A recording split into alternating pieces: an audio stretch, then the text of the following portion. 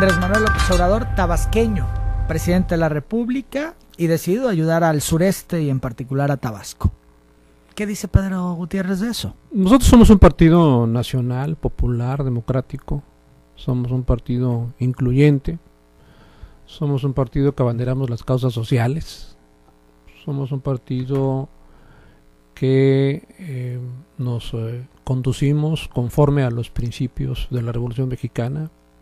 Somos un partido que estamos vinculados, articulados con los derechos humanos que establece la Constitución, y por lo tanto todo lo que se esté encaminado para generar un beneficio de carácter social, estamos obligados a apoyarlo. Nosotros queremos lo mejor para Tabasco. ¿Crees que con Andrés Manuel viene lo mejor para Tabasco? Pues esos serían los mejores deseos del PRI. Pero desafortunadamente con las actitudes, con las acciones, no vemos que nos vaya a ir bien.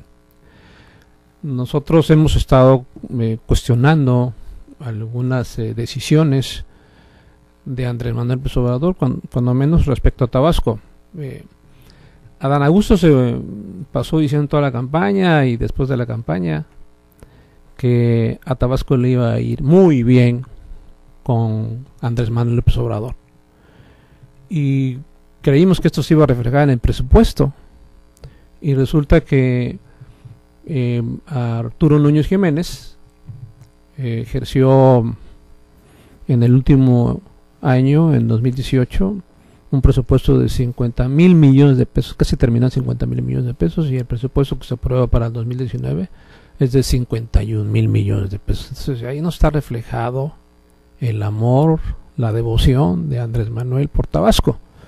Eso no es significativo. Nosotros pensábamos que íbamos a ejercer un presupuesto cuando menos de 10,000 millones de pesos más. Pero los proyectos que están encaminados para Tabasco, la refinería, por ejemplo, el asunto del Tren Maya, que no tocaba a Tabasco y que lo incluyen en 2 municipios, el tema de la siembra de árboles, Sembrando Vida se llama, los programas pilotos con los que van a entrar, por ejemplo, el rescate al sector salud, los primeros 8 estados, uno de ellos es Tabasco, en fin, eso no son señales de querer ayudar a sus paisanos y de impulsar al sureste, porque finalmente todo este apoyo viene para el sureste de México, tan olvidado por los gobiernos priistas y panistas. En primer término, no se refleja en el presupuesto. Solamente 1,000 millones de pesos, y ahí no vemos ninguna vocación, ninguna voluntad política del presidente de ayudar a Tabasco. En segundo lugar, tenemos muchísimas dudas sobre estos macroproyectos de la refinería y del trencito eléctrico de Andrés Manuel. En primer lugar, la refinería. Yo tuve oportunidad de estar en una conferencia de un profesor experto en tecnologías de la Universidad de Finlandia, que vino a México el año pasado a hablar exclusivamente de la construcción de refinerías, y ahí nos hacía referencia de que una de las últimas refinerías que se construyeron fue en un lugar que se llama Alberta, en Canadá, y que ahí se había planteado la construcción de una refinería en 3 etapas. La primera etapa iba a tener un costo de $5 billones y se iba a concluir en 4 años. Finalmente, esta primera etapa se concluyó en 6 años y se duplicó el costo en $10 billones. Eso por un lado. Lo que estaba señalando y significando en su conferencia es de que los costos de las refinerías, de la construcción de las refinerías, son muy altos. Se necesita muchísimo dinero para poder terminarlas, y el tiempo es indefinido. Los proyectos ejecutivos pueden decir 3 o 4 años, pero finalmente se duplican esos tiempos. Por eso afirmaba ahí el conferenciante de que lo más probable es que si se hacía la refinería en Tabasco, pues no las iba a inaugurar Andrés Manuel López Obrador, sino seguramente sería el próximo presidente de la República.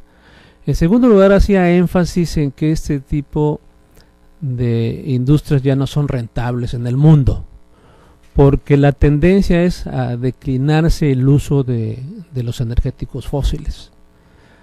Ya en Europa hay muchos países que han determinado de que las empresas automotrices ya no produzcan vehículos de consumo de energías fósiles a partir del 2021, por lo que va a comenzar un declive importante del consumo de las gasolinas, y cuando eso suceda vamos a estar terminando la refinería, y por lo tanto pues ya no, lo que están recomendando los especialistas es que ya no se hagan refinerías, sino se modernice las que se tiene. Si tenemos 6 refinerías en el país, bueno, pues hay que modernizarlas e incrementar la producción de gasolina, sí, que eso es lo que más conviene, no tirar el dinero en una refinería que finalmente cuando se termine ya no va a ser rentable. Entonces, por eso son las grandes dudas que hemos nosotros expresado a la opinión pública y a la militancia. En cuanto al tren eléctrico, bueno, los antecedentes que tenemos, Emanuel, son bastante también complejos, ¿no? Recuerdo nada más el último antecedente, que es el tren interurbano que planteó Enrique Peña Nieto, que va de la Ciudad de México a Toluca, son 58 kilómetros. En el 2013 que se inició, que se terminó el proyecto ejecutivo, se planteó con un costo de 44,000 millones de pesos. Finalmente ya se fue Peña Nieto, ya terminaron los 6 años, se iba a construir en 4 años ese tren interurbano. Ya se fue Peña Nieto, se terminaron los 6 años, no se terminó el tren. Y ahora la cotización de la construcción de ese tren está en 100,000 millones de pesos. Estamos hablando nada más de 58 kilómetros. Imagínate el tren, ese trencito eléctrico de Andrés Manuel, que son 1,500 kilómetros. ¿Cuánto va a costar? Eso no va a costar 150,000 millones, está engañando a la gente. ¿Por qué se les ocurrió esa cifra? Porque no hay ningún proyecto ejecutivo, ni de la refinería, ni tampoco del tren eléctrico, del Tren Maya. Entonces por eso hemos dicho que lo que andan vendiendo son ilusiones. Se están diciendo que van a hacer y que van a resolver mucho del desarrollo, de la falta de empleo en Tabasco, pero son proyectos que ni siquiera han terminado su proceso de planeación. Pregunta, ¿la dirigencia del PRI en Tabasco no le da el beneficio de la duda a López Obrador? No creemos que lo de la refinería que la vayan a terminar, no creemos en el Tren Maya tampoco. Es más, hay especialistas que han dicho que ese tren no es rentable, que el único tramo rentable es de Mérida a Cancún, de ahí en fuera no es rentable. Han dicho, si no es rentable no hay inversión. La política del cangrejo entre tabasqueños. Cuando un tabasqueño triunfa, todos los demás deberíamos de apoyar y seguir impulsándolo, no regresarlo a la cubeta como el cangrejo. En este caso, un tabasqueño llega a ser presidente, que creo que es el más alto honor que un mexicano pueda tener. Y ustedes, los priistas tabasqueños, no lo respaldan, más allá de ideologías y de partidos. Qué bueno que es presidente de la República, pero no creemos en su demagogia. O sea, el desarrollo de este país no se va a resolver con regalarle 1,200 pesos a los adultos mayores. No se va a resolver por regalar la misma cantidad a los discapacitados, porque además son programas que ya se vienen ejecutando tiene muchos años. Pedro, ¿está en condiciones el PRI? En otras palabras lo planteo, ¿tiene calidad moral el PRI para hacer estos señalamientos cuando está arrancando apenas la administración y cuando lo que hemos visto, la más reciente, la de Peña Nieto, no nos gusta nada a los mexicanos? ¿Tienen calidad moral para acusar con el dedo?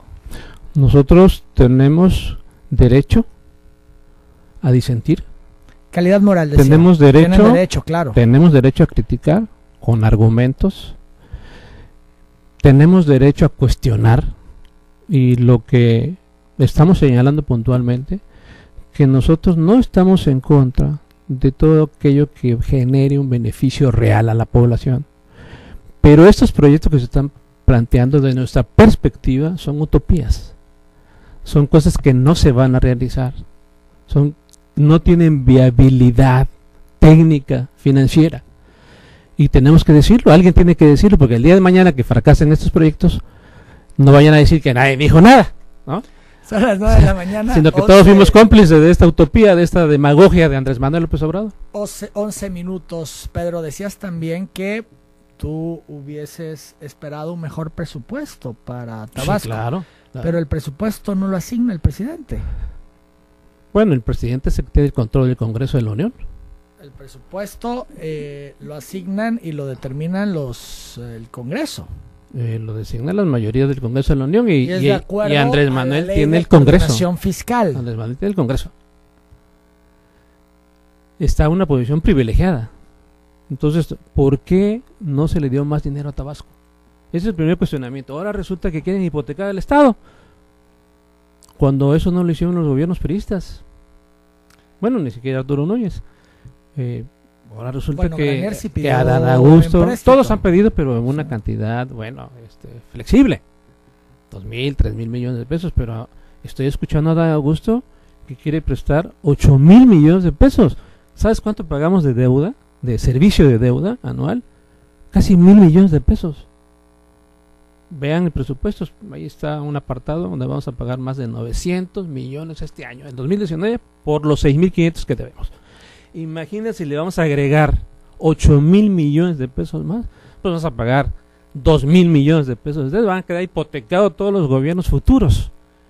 Cada tabasqueño va a deber 5 o 6,000 pesos. Son las 9:12. Hablamos de López Obrador, ahora hablamos de Adán Augusto López. ¿Tampoco para él el beneficio de la duda por parte de la dirigencia priista? Bueno, yo creo que Adán Augusto es un gobernador legal. AMLO, ¿no? Es un gobernador legítimo, pero que se debe a un accidente histórico electoral. Adán Augusto nunca, jamás hubiese llegado a ser gobernador si no ha sido por el efecto y el liderazgo político de Andrés Manuel López Obrador. Igual que Arturo Núñez Jiménez. Ambos, tanto Adán como Arturo, son gusanos de la misma guayaba. Andrés Manuel López Obrador a los dos los promovió, a los dos los impulsó, a los dos los hizo gobernadores, y por lo tanto Andrés Manuel también es responsable de la debacle y del desastre financiero y político que dejó Arturo Núñez en Tabasco. Hay que recordar aquella frase de Arturo Núñez Jiménez en un discurso con Andrés Manuel López Obrador, donde se le tira al suelo a Andrés Manuel, le dice que es su jefe político. Yo creo que Adán Augusto está empezando bastante mal. ¿Por qué? Dieron a conocer un gabinete con los primeros 41 nombres, y lo primero que observamos ahí que se trata de un gabinete misógino. En 41 nombramientos solamente 8 mujeres. En segundo lugar, vemos a un gabinete que está compuesto por compromisos políticos, y el que más se sirvió con la cuchara grande fue Arturo Núñez Jiménez. ¿Qué tiene que hacer ahí? ¿Cómo se atreven a ratificar al secretario de Seguridad Pública? ¿En razón de qué? ¿Qué es lo que ha hecho bien el secretario de Seguridad Pública? ¿O qué hizo bien durante el gobierno de Arturo Núñez Jiménez? Si todos los índices de delincuencia fueron a la alta. Somos campeones en robos casa-habitación, en robos de autos, homicidios dolosos. El 90% de la sociedad tabasqueña se siente inseguro. Entonces, ¿cuál es la explicación? ¿Por qué razón ratifican al secretario de Seguridad Pública? Pues la explicación es que Arturo Núñez lo recomienda. ¿Cómo es posible que...? Y por ello tú has insistido en que hubo una negociación entre Núñez y Adán Augusto. Si son hijos de la misma guayaba, pues se tienen que tapados los unos con los otros. Pero recuerda que López Obrador se desmarcó de Núñez en su momento. Yo creo que eso fue una estrategia, ¿no? Eso fue una estrategia. Arturo Núñez... ¿Fue simulación? Claro, fue simulación, fue una estrategia. ¿En qué te basas para pensarlo así? Finalmente en todas las acciones que se han dado en los últimos días. Le aprueban la cuenta pública. Cuando los propios morenistas han salido a decir, como es el caso del diputado por el 4º distrito de Morena, Charlie, que sale a decir que lo hicieron por instrucciones de Andrés Manuel López Obrador. Bueno, que ahorita todo el mundo lo está revelando. Hay una versión, ¿no?, ahí de este diputado, así es. Pero bueno, lo que todos los medios de comunicación lo dijeron, y lo dijimos en el PRI, pues ya hasta los propios miembros del Congreso de Morena lo acaban de ratificar. Entonces, la prueba de la cuenta pública.